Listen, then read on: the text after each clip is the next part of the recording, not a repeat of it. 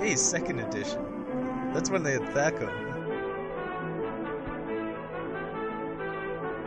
Timothy Dalton is Encyclopedia Britannica.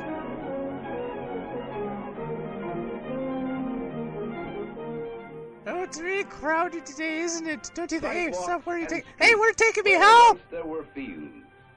Steel and concrete instead of trees.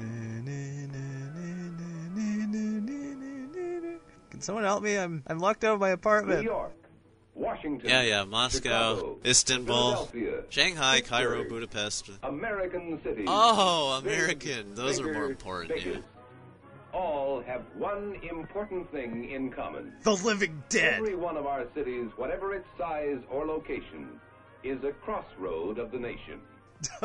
What? The first settlements were founded as transfer points. For transferring where the there was a natives. change from one form of transport to another.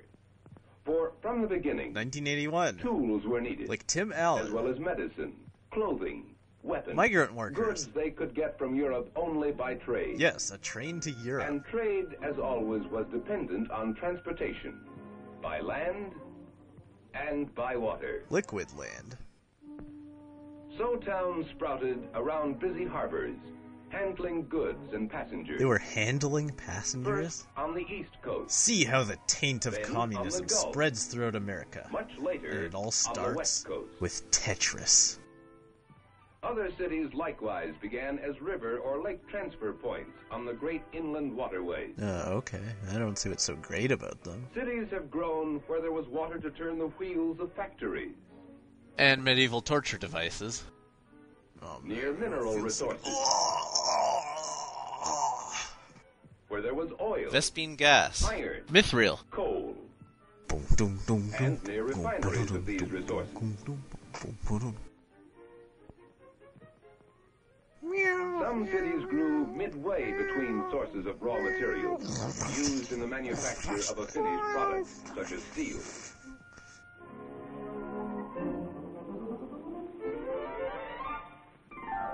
And so, as Others you can grew see, near America inland is transfer actually points, made up of where cows products and of the goblins. surrounding rural region were brought to be stored.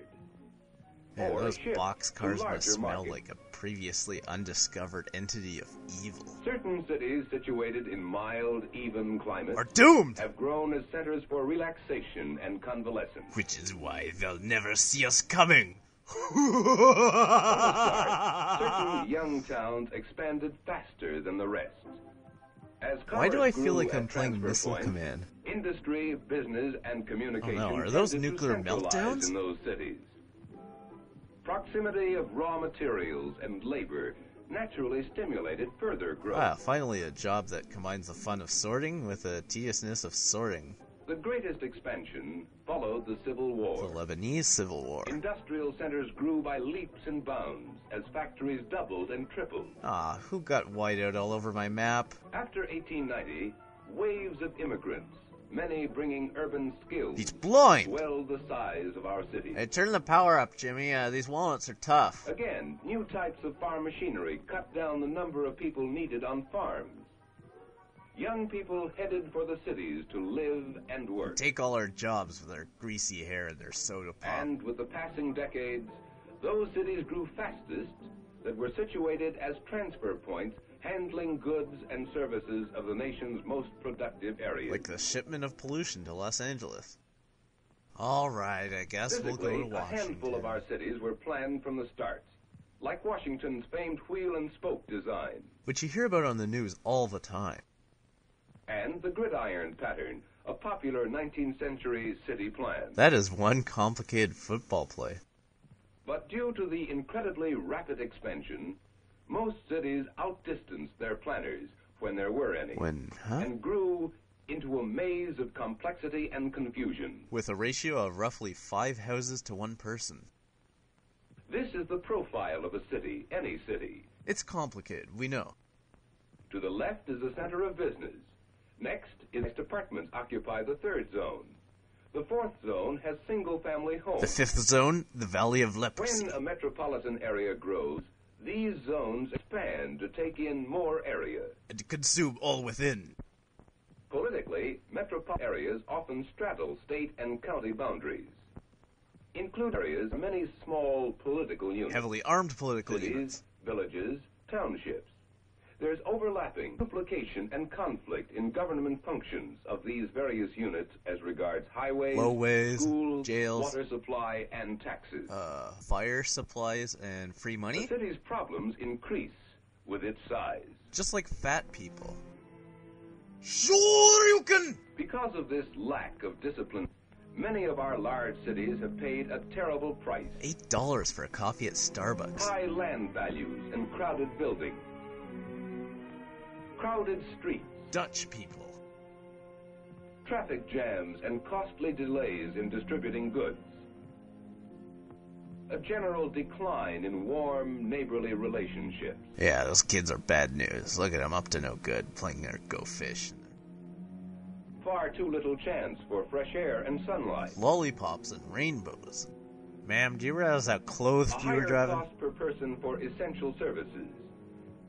It has even become difficult for the average citizen to actively take part in his local government. Now you have to sign your name if you want to vote.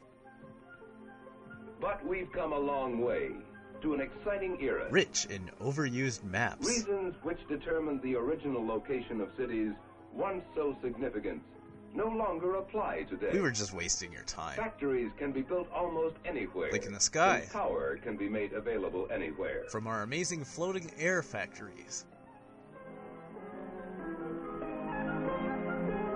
Those things used to scare me when I was little. They're like 100-foot tall wire mesh scarecrows. Instantaneous communication makes it possible for parts of a single company to be hundreds of miles apart. Net minus 12.0.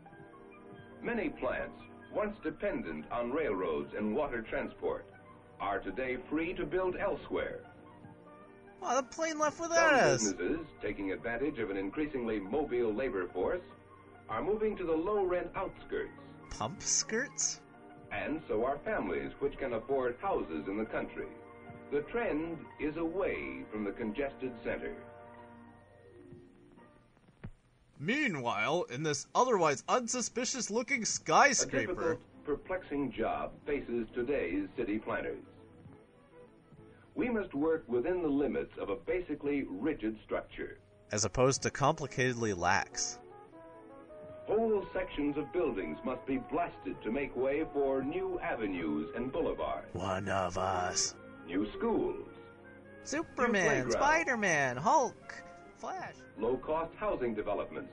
More efficient, more healthy. More rectangular.